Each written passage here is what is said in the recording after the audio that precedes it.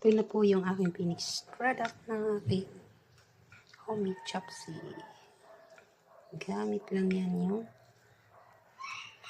sutang Yumlicious. Alugbati lang yung aking pinaka-spinach. Kainin na tayo ng homemade chopsy. Ayan, yung alugbati. Yumlicious.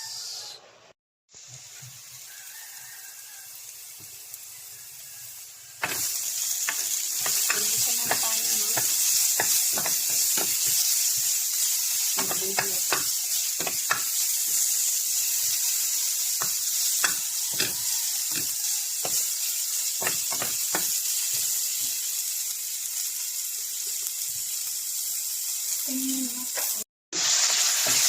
Dito lalagay ko sa aking instant chopsy. Kailangan ko natin ng instant chopsy. Kapulahin lang natin yung ating bacon.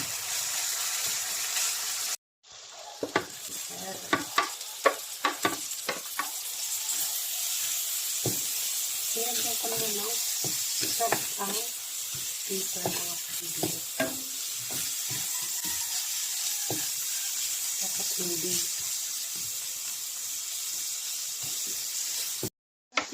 Wala akong spinach. Blinange ko na lang yun.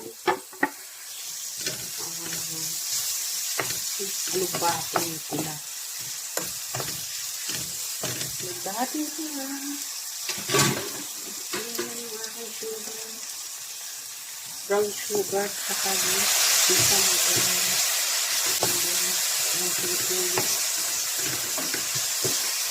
ang gagamitin natin noodles ay salt lang. Nilagyan ko lang yan ang tuyo or fat para maging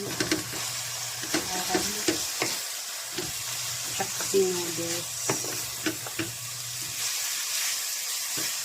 Ayun na po yung ating instant chopsy. Haluin lang natin. Instant chopsy mga superiors. Gamit ko lang yan ang supanghon.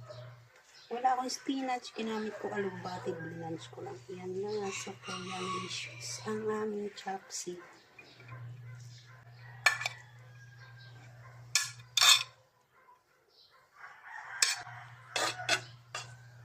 Ayan siya.